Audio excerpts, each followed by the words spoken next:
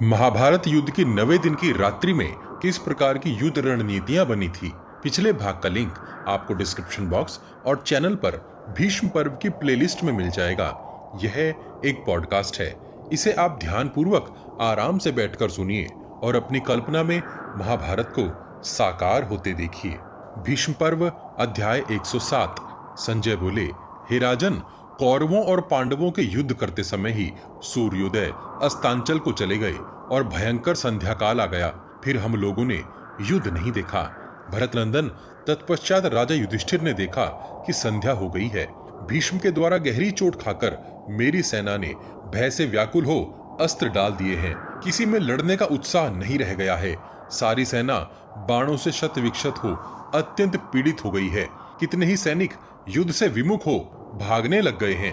उधर महारथी भीष्म क्रोध में भरकर युद्ध स्थल में सबको पीड़ा दे रहे हैं। सोमकवंशी महारथी पराजित होकर अपना उत्साह खो बैठे हैं और घोर रूप भयानक प्रदोष काल आ पहुंचा है। इन सब बातों पर विचार करके राजा युधिष्ठिर ने सेना को युद्ध से लौटा लेना ही ठीक समझा।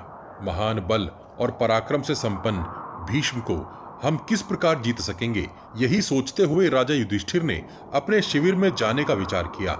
इसके बाद महाराज युधिष्ठिर ने अपनी सेना को पीछे लौटा दिया। इसी प्रकार अपनी सेना भी उस समय युद्ध स्थल से शिविर की ओर लौट चली। हे कुरुश्रेष्ठ, इस प्रकार संग्राम में शत विक्षत हुए वे सब महारथी सेना को लौटाकर शिविर में विश्राम करने लगे। पांडव भीष्म के बाणों से अत्यंत पीड़ित हो रहे थे। उन्हें सम्रांगण में भीष्म के पराक्रम का चिंतन करके तनिक भी शांति नहीं मिलती थी।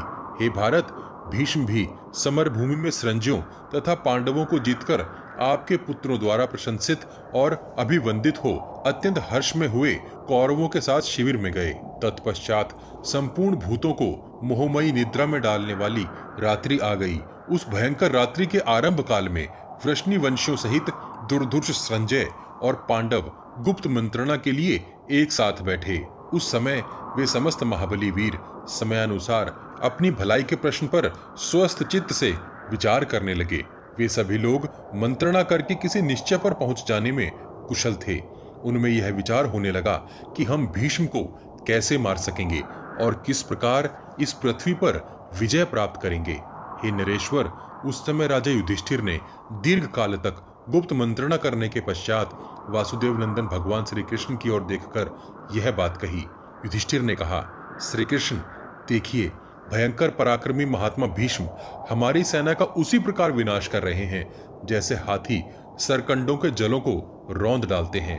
युधिष्ठिर ने कहा, माधव, जिनके द्वारा अब सारी सेना मारी जा रही है, उस अवस्था में इन दुर्धर्ष वीर भीष्म के साथ हम लोग कैसे युद्ध करेंगे? यहाँ जिस प्रकार हमारा भला हो वह उपाय कीजिए। माधव, आप ही हमारे आश्रय हैं। हम दूसरे किसी का सहारा नहीं लेते। हमें भीष्म जी के साथ युद्ध करना अच्छा नहीं लगता। इधर महावीर भीष्म युद्ध स्थल में हमारी सेना का संहार करते चले जा रहे हैं। ये प्रज्वलित अग्नि समान बाणों के लपटों से हमारी सेना में सबको चाटते अर्थात भस्म करते जा रहे हैं। हम लोग इन महात्मा की ओर देख भी नहीं पा रहे हैं। जैसे महानाग तक्षक अपने प्रचंड विष के कारण भयंकर प्रतीत होता है, उसी प्रकार क्रोध में भरे हुए प्रतापी भीष्म युद्ध स्थल में जब हाथ में धनुष लेकर पैने बाणों की वर्षा करने लगते हैं, उस समय अपने तीखे अस्त्र शस्त्रों के कारण बड़े भयानक जान पड़ते हैं। समर भूमि में क्रोध में भरे हुए यमराज, वज्रधारी इंद्र, पाशधारी वरुण अथवा गदाधारी कुबेर को भी जीता जा सकता है, परंतु इस महासमर में कुपित भीष्म को पराजित करना असंभव है।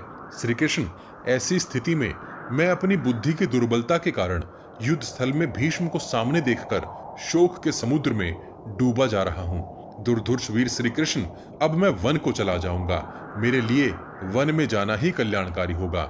मुझे युद्ध अच्छा नहीं लग रहा है, क्योंकि उसमें भीष्म सदा ही हमारे सैनिकों का विनाश करते आ रहे हैं। जैसे पतंगा प्रज्वलित आग की ओर दौड़ा जाकर एकमात्र मृत्यु को ही प्राप्त होता है, उसी प्रकार हमने भी भीष्म पर आक्रमण करके मृत्यु का ही वरण किया है। वार्ष्णेय, राज्य के लिए पराक्रम करके मैं क्षीण होता जा रहा हूँ। मेरे शूरवीर भाई बाणों की मार से अत्यंत पीड़ित हो रहे हैं। मधुसूदन, मेरे लिए भ्रातृ स्नेहवश ये भाई राज्य से वंचित हुए और वन में भी गए। मेरे ही कारण कृष्णा को भरी सभा में अपमान का कष्ट भोगना पड़ा। इस समय मैं जीवन को ही बहुत मानता हूँ। आज जो जीवन भी दुर्लभ हो रहा है, अब से जीवन के जितने दिन शेष हैं उनके द्वारा मैं उत्तम धर्म का आचरण करूंगा। केशव, यदि भाइयों सहित मुझ पर आपका अनुग्रह है तो मुझे स्वधर्म के अनुकूल कोई हितकारक सलाह दीजिए।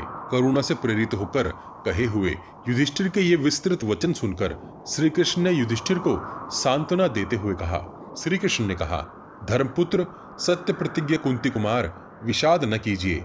आपके भाई बड़े ही शूरवीर, दुर्जय और शत्रुओं का संहार करने में समर्थ हैं। अर्जुन और भीमसेन वायु तथा अग्नि के समान तेजस्वी हैं। माद्री कुमार नकुल और सहदेव भी पराक्रम में 2 इंद्रों के समान हैं। पांडुनंदन महाराज, आप सौहार्दवश मुझे भी आज्ञा दीजिए। मैं भीष्म के साथ युद्ध करूंगा। भला आपकी आज्ञा मिल जाने पर मैं इस महासमर में क्या नहीं कर सकता।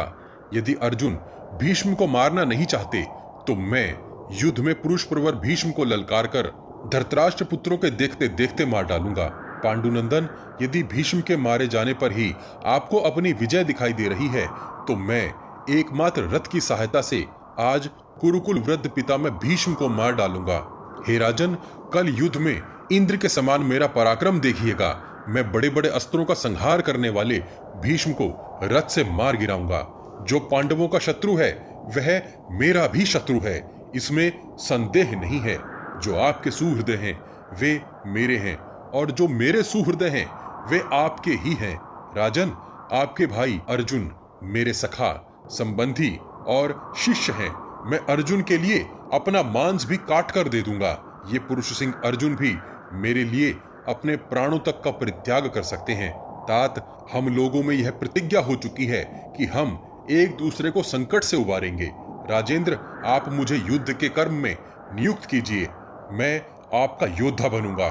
युद्ध के पहले उपप्लव्य नगर में सब लोगों के सामने अर्जुन ने जो यह प्रतिज्ञा की थी कि मैं गंगानंदन भीष्म का वध करूंगा, बुद्धिमान पार्थ के उस वचन का पालन करना मेरे लिए आवश्यक है। अर्जुन ने जिस बात के लिए प्रतिज्ञा की हो उसकी पूर्ति करना मेरा कर्तव्य है, इसमें संशय नहीं है। अथवा क्षेत्र में अर्जुन के लिए यह बहुत थोड़ा भार है। वे शत्रु नगरी पर विजय पाने वाले भीष्म को युद्ध में अवश्य मार डालेंगे। कुंती पुत्र अर्जुन उद्यत हो जाएं तो युद्ध में असंभव को भी संभव कर सकते हैं। नरेश्वर, दैत्यों और दानवों सहित संपूर्ण देवताओं को भी अर्जुन युद्ध में मार सकते हैं। फिर भीष्म को मारना कौन सी बड़ी बात है। महापराक्रमी शांतनुनंदन भीष्म, जो हमारे विपरीत पक्ष का आश्रय लेने वाले और बलहीन हैं, उनके जीवन के दिन अब बहुत थोड़े रह गए हैं। तथापि यह निश्चित रूप से कहा जा सकता है कि वे अपने कर्तव्य को नहीं समझ रहे हैं। युधिष्ठिर ने कहा, महाबाहो माधव, आप जैसा कहते हैं ठीक ऐसी ही बात है। ये समस्त कौरव आपका वेग धारण करने में समर्थ नहीं है।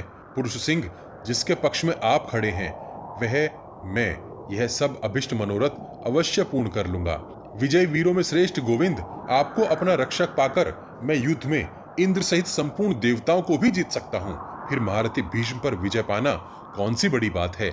माधव, परंतु मैं अपनी गुरुत्ता का प्रभाव डालकर आपको असत्यवादी नहीं बना सकता। आप युद्ध किए बिना ही पूर्वोक्त सहायता करते रहिए। मेरी भीष्म जी के साथ एक शर्त हो चुकी है। उन्होंने कहा है मैं युद्ध में तुम्हारे हित के लिए सलाह दे सकता हूँ, परंतु तुम्हारी ओर से किसी प्रकार युद्ध नहीं करूंगा। युद्ध तो मैं केवल दुर्योधन के लिए ही करूंगा। प्रभु, यह बिल्कुल सच्ची बात है।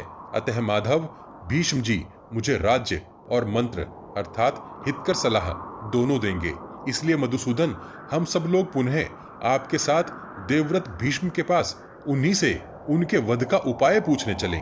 वृष्णिनंदन, हम सब लोग शीघ्र ही एक साथ कुरुवंशी नरश्रेष्ठ भीष्म के पास चलें और उनसे सलाह लें। जनार्दन, पूछने पर वे हमें सत्य और हितकर बात बताएंगे। श्री कृष्ण, वे जैसा कहेंगे युद्ध में वैसा ही करूंगा। दृढ़ता पूर्वक व्रत का पालन करने वाले भीष्म जी हमारे लिए विजय और सलाह के भी दाता हो सकते हैं। बाल्यावस्था में जब हम पितृहीन हो गए थे उस समय उन्होंने ही हमारा पालन पोषण किया था। माधव, यद्यपि वे हमारे पिता के भी पिता और प्रिय हैं, तो भी उन बूढ़े पिता में भीष्म को भी मैं मारना चाहता हूँ। क्षत्रिय की इस जीविका को धिक्कार है। संजय बोले, हे महाराज, तब भगवान श्री कृष्ण ने कुरुनंदन युधिष्ठिर से कहा, श्री कृष्ण ने कहा, महामते राजेंद्र, आपका कथन मुझे ठीक जान पड़ता है। देवव्रत भीष्म पुण्यात्मा पुरुष हैं। वे दृष्टिपात मात्र से सबको दग्ध कर सकते हैं। अतः गंगानंदन भीष्म से उनके वध का उपाय पूछने के लिए आप अवश्य उनके पास चलें। विशेषतः आपके पूछने पर वे अवश्य सच्ची बात बताएंगे। अतः हम सब लोग मिलकर कुरुकुल के वृद्ध पितामह शांतनु नंदन भीष्म से अभिष्ट प्रश्न पूछने के लिए साथ साथ वहां चलें और भारत चलकर उनसे हितकारक मंत्रणा पूछें। वे आपको ऐसी मंत्रणा देंगे जिससे हम लोग शत्रुओं के साथ युद्ध करेंगे। वे वीर पांडव इस प्रकार सलाह करके सब एक साथ मिलकर अपने पिता पांडु के भी पितृतुल्य भीष्म पितामह के पास गए। उनके साथ पराक्रमी भगवान वासुदेव भी थे। उन सब ने अस्त्र शस्त्र और कवच रख दिए थे। वे भीष्म के शिविर की ओर गए और उसके भीतर प्रवेश करके उन्होंने मस्तक झुकाकर प्रणाम किया। महाराज, पांडवों ने भरत श्रेष्ठ भीष्म की पूजा करके उनके चरणों में मस्तक रखकर प्रणाम किया और उन्हीं की शरण ली। उस समय कुरुकुल के पितामह महाबाहु भीष्म ने उन सब लोगों से कहा। पितामह भीष्म ने कहा, वृष्णि नंदन, आपका स्वागत है। धनंजय, तुम्हारा भी स्वागत है। धर्मपुत्र युधिष्ठिर, भीमसेन और नकुल सहदेव, सबका स्वागत है। आज मैं तुम सब लोगों की प्रसन्नता को बढ़ाने वाला कौन सा कार्य करूं? पुत्रों, युद्ध के अतिरिक्त जो चाहे मांग लो, संकोच न करो। तुम्हारी मांग अत्यंत दुष्कर हो तो भी मैं उसे सब प्रकार से पूर्ण करूंगा। गंगानंदन भीष्म जब बारंबार इस प्रकार प्रसन्नता पूर्वक कह रहे थे, उस समय राजा युधिष्ठिर ने दीन हृदय से प्रेम पूर्वक यह बात कही। युधिष्ठिर बोले, सर्वज्ञ, युद्ध में हमारी जीत कैसे हो? हम किस प्रकार राज्य प्राप्त करें? प्रभो, हमारी प्रजा का जीवन संकट में न पड़े, यह कैसे संभव हो सकता है? कृपया यह सब मुझे बताइए। आप स्वयं ही हमें अपने वध का उपाय बताइए। वीर, समर भूमि में हम लोग आपका वेग कैसे सह सकते हैं? कुरुकुल के वृद्ध पितामह, आप में कोई छोटा सा भी छिद्र अर्थात दोष दृष्टिगोचर नहीं होता है। आप युद्ध में सदा मंडलाकार धनुष के साथ ही परिलक्षित होते हैं।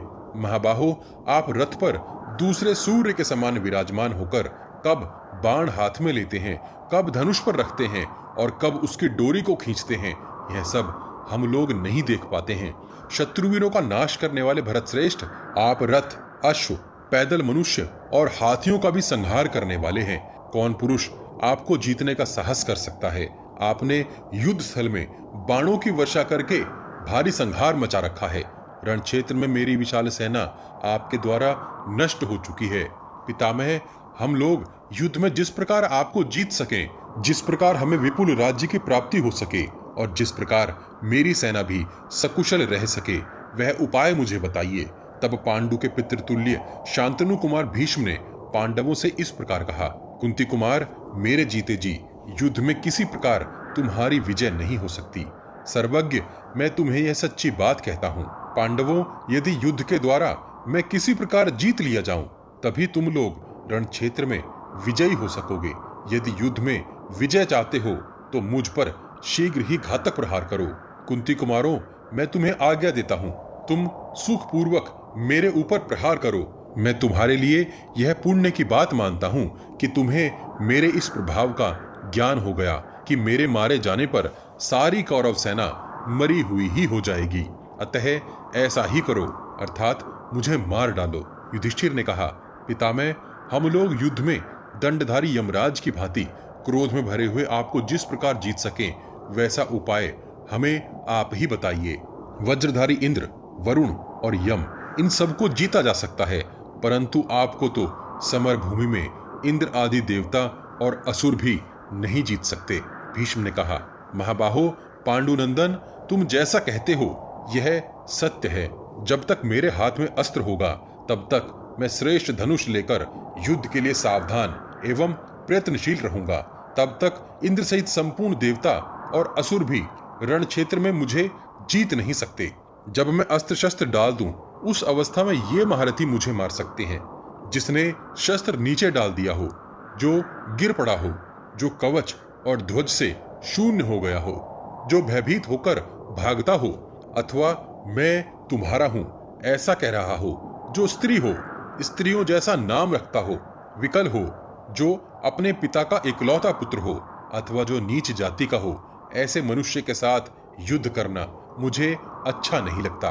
राजेंद्र, मेरे पहले से सोचे हुए इस संकल्प को सुनो, जिसकी ध्वजा में कोई अमंगल सूचक चिन्ह हो, ऐसे पुरुष को देखकर मैं कभी उसके साथ युद्ध नहीं कर सकता। हे राजन, तुम्हारी सेना में जो यह द्रुपद पुत्र महारथी शिखंडी है, वह समर भूमि में अमर्षशील, शौर्य संपन्न तथा युद्ध विजयी है। वह पहले स्त्री था, फिर पुरुष भाव को प्राप्त हुआ है। ये सारी बातें जैसे हुई है वह सब तुम लोग भी जानते हो।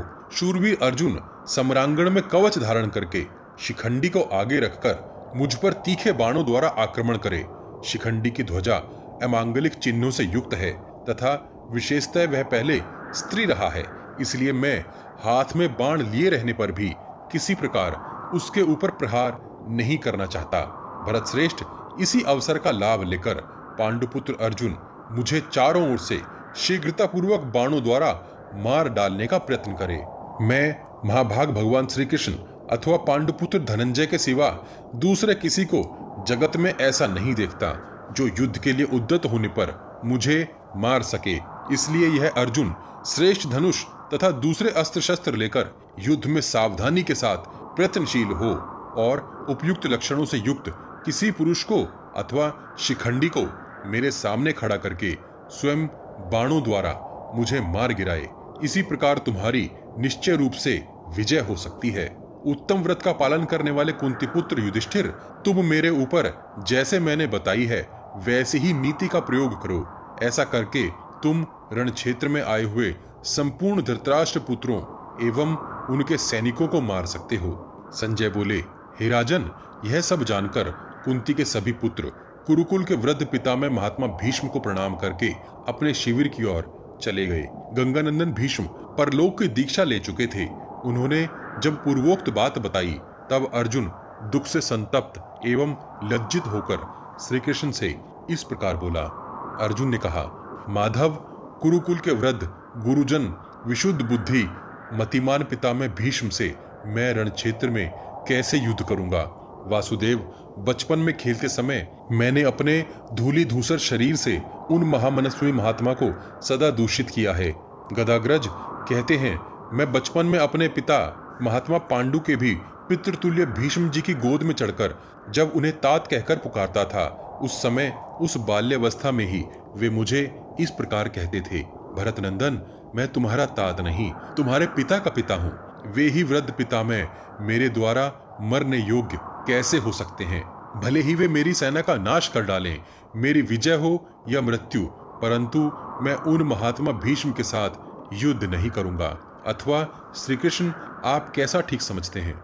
हे श्री कृष्ण, अपने सनातन धर्म को जानने वाले मेरे जैसा पुरुष हथियार डालकर बैठे हुए अपने बूढ़े पितामह पर प्रहार कैसे करेगा? श्री कृष्ण बोले, विजयी कुंती कुमार, तुम क्षत्रिय धर्म में स्थित हो। युद्ध में तुम पहले भीष्म के वध की प्रतिज्ञा करके अब उन्हें कैसे नहीं मारोगे? पार्थ, तुम युद्ध दुर्मद क्षत्रिय प्रवर भीष्म को रथ में मार गिराओ। रण क्षेत्र में गंगानंदन भीष्म को मारे बिना तुम्हारी विजय नहीं होगी। इस बात को देवताओं ने पहले से ही देख रखा है। भीष्म इसी प्रकार यमलोक को जाएंगे। पार्थ, जिसे देवताओं ने देखा है वह उसी प्रकार होगा, उसे कोई बदल नहीं सकता। दुर्धुषवीर भीष्म मुंह फैलाए हुए काल के समान प्रतीत होते हैं। तुम्हारे सिवा दूसरा कोई, भले ही वह साक्षात वज्रधारी इंद्र ही क्यों न हो, उनके साथ युद्ध नहीं कर सकता। अर्जुन, तुम स्थिर होकर भीष्म को मारो और मेरी यह बात सुनो, जिसे पूर्व काल में महाबुद्धिमान बृहस्पति जी ने देवराज इंद्र को बताया था। कोई बड़े से बड़े गुरुजन, वृद्ध और सर्वगुण संपन्न पुरुष ही क्यों न हो, यदि शस्त्र उठाकर अपना वध करने के लिए जा रहे हो तो उस आतताई को अवश्य मार डालना चाहिए। धनंजय, यह क्षत्रियों का निश्चित सनातन धर्म है। उन्हें किसी के प्रति दोष दृष्टि न रखकर सदा युद्ध, प्रजाओं की रक्षा और यज्ञ करते रहने चाहिए। अर्जुन ने कहा, श्री कृष्ण, शिखंडी निश्चय ही भीष्म की मृत्यु का कारण होगा, क्योंकि भीष्म उस पांचाल राजकुमार को देखते ही सदा युद्ध से निवृत्त हो जाते हैं। अतः हम सब लोग उनके सामने शिखंडी को खड़ा करके शस्त्र प्रहार रूप उपाय द्वारा गंगानंदन भीष्म को मार गिराएंगे। यही मेरा विचार है। मैं बाणों द्वारा अन्य महाधनुर्धरों को रोकूंगा। शिखंडी भी योद्धाओं में श्रेष्ठ भीष्म के साथ ही युद्ध करें। कुरुकुल के प्रधान वीर भीष्म का यह निश्चय है कि मैं शिखंडी को नहीं मारूंगा, क्योंकि वह पहले कन्या रूप में उत्पन्न होकर पीछे पुरुष हुआ है। अर्जुन का भीष्म के वध से संबंध रखने वाला यह वचन सुनकर श्री कृष्ण सहित समस्त पांडव बड़े प्रसन्न हुए। उस समय हर्षातिरेक के कारण उनके शरीर में रोमांच हो आया। ऐसा निश्चय करके श्री कृष्ण सहित पांडव मन ही मन अत्यंत संतुष्ट हो महात्मा भीष्म से विदा लेकर चले गए और उन पुरुष शिरोमणियों ने अपनी अपनी शैयाओं का आश्रय लिया। भीष्म पर्व का अध्याय 107 यहीं समाप्त होता है। अगले अध्याय में जानेंगे कि 10वें दिन के युद्ध में किस प्रकार अर्जुन ने शिखंडी को भीष्म का वध करने के लिए उत्साहित किया। इस विशाल ग्रंथ महाभारत को शीघ्रता से समेटने के लिए हम ग्राफिक्स के साथ पॉडकास्ट का सहारा भी ले रहे हैं, ताकि आप तक कुछ जल्दी से महाभारत का सही रूप पहुंचाया जा सके। आपको हमारा प्रयास कैसा लग रहा है, कृपया कमेंट बॉक्स में कमेंट करके हमें जरूर बताइए। पिछले सभी भाग आपको हमारे चैनल के पेज पर और इस वीडियो के डिस्क्रिप्शन बॉक्स में भी मिल जाएंगे। हम हर सीरीज की एक प्लेलिस्ट भी बनाते हैं। उम्मीद है आप हमारी वीडियोस अपने उन दोस्तों को शेयर जरूर करते होंगे जो महाभारत का सही रूप समझना और जानना चाहते हैं। आपके हर शेयर से हमारा मनोबल बढ़ता है। अपने प्रियजनों तक यह ज्ञान पहुंचाने के लिए वॉच गॉड चैनल को सब्सक्राइब और शेयर करना मत भूलिए। सब्सक्राइब बटन के बगल में बनी छोटी सी घंटी भी बजा दीजिए। जय श्री कृष्ण। हर हर महादेव।